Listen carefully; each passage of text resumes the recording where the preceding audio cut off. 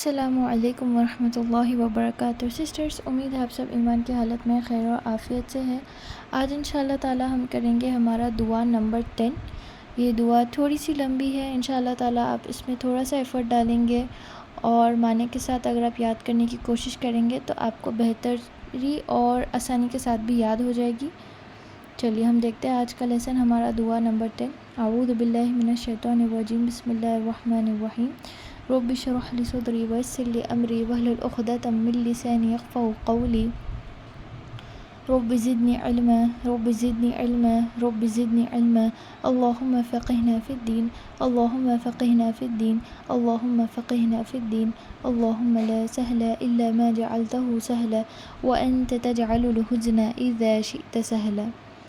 بسم اللہ الرحمن الرحیم۔ اللہم انی اسألک العفو والعافیہ فی الدنیا والآخرہ۔ اللہم انی اسألک العفو والعافیہ فی دینی ودنیای واہلی ومالی۔ اللہم استر عوراتی وآمن روعاتی۔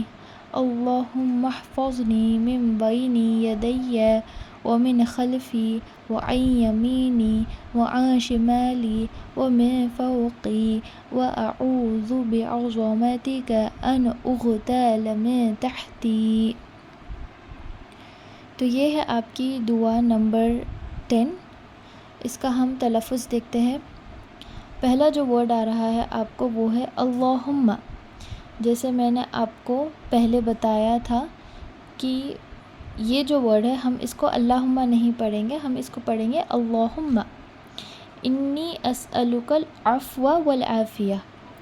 عفو، آپ عفو اور عافیہ نہیں پڑھیں گے، کیونکہ اگر آپ عفو یا عافیہ پڑھتے ہو تو اس کا مطلب یہ ہے کہ آپ الف پڑھ رہے ہو، عین نہیں پڑھ رہے ہو۔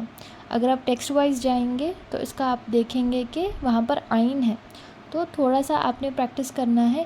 عفو والعافیہ فی الدنیا والآخرہ۔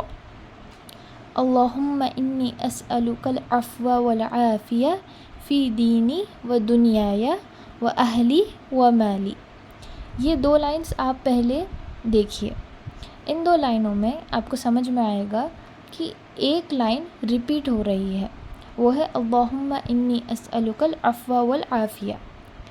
یہ آپ اگر ایک لائن پڑھ لیں گے، آپ کو یاد ہوگی، تو آپ دوسرا لائن میں جو دوسرے پیرا میں جو یہ لائن آ رہی ہے وہ بھی آپ کو یاد ہو جائے گی ساتھ میں۔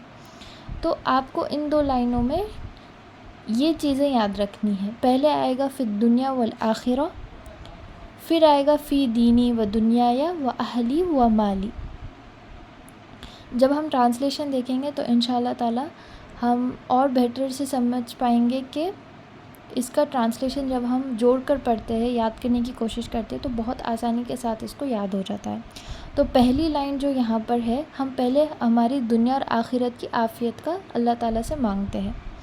دوسری لائن میں ہم ہماری دین اور دنیا کے جو معاملات ہیں، فی دینی و دنیایا، ہم دین اور دنیا کے معاملے کو بہتر کرنے کی، عافیت دینے کی ہم دعا کرتے ہیں اللہ تعالیٰ سے۔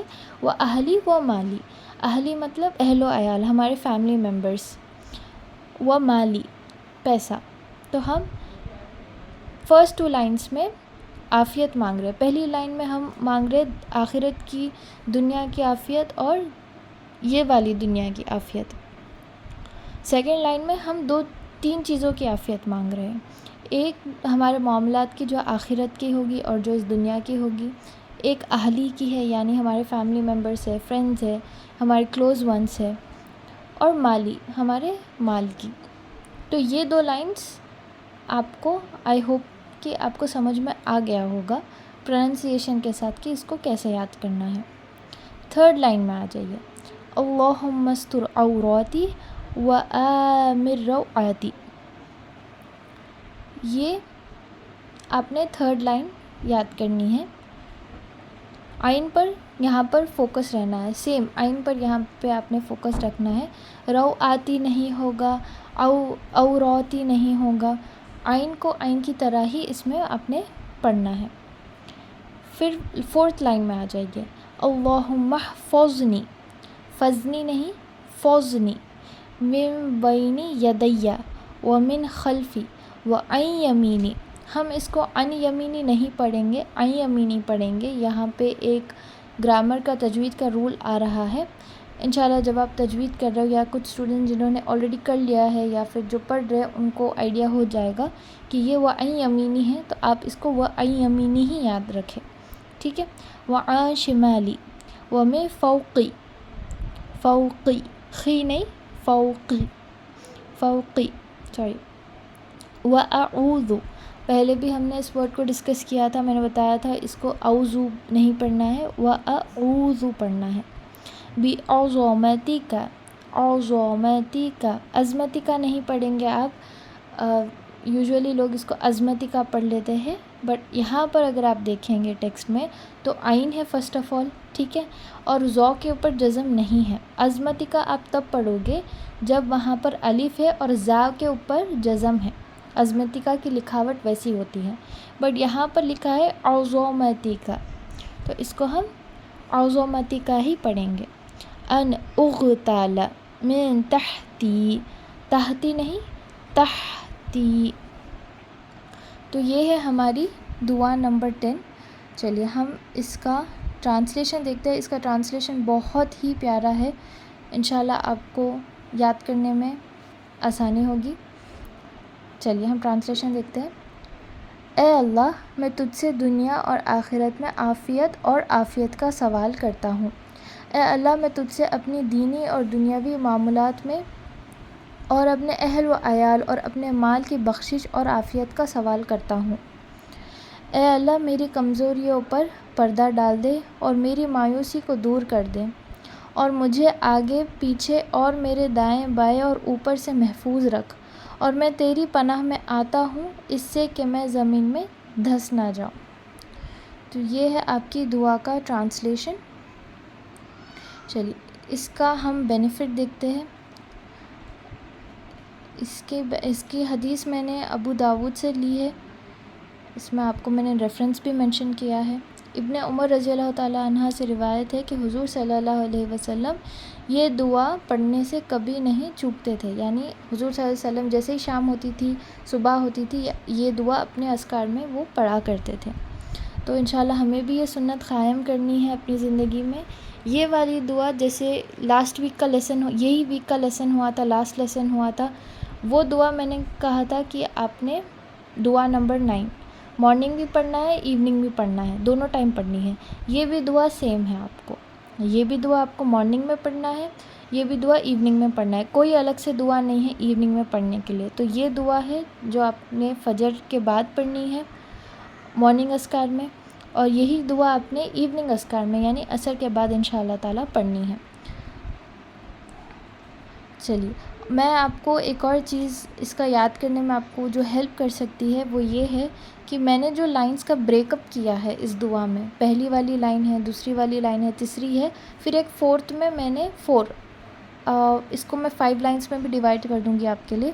پہلی لائن یاد کرنے کی کوشش کریے، اللہم انی اسألک العفو والعافیہ فی الدنیا والآخرہ، فی الدنیا والآخرہ. یہاں تک آپ نے فرسٹ آپ یاد کرنا اسٹارٹ کریں گے تو یہاں سے یاد کرنا اسٹارٹ کریے. فرسٹ لائن، صرف فرسٹ لائن ہی یاد کریے. ٹھیک ہے.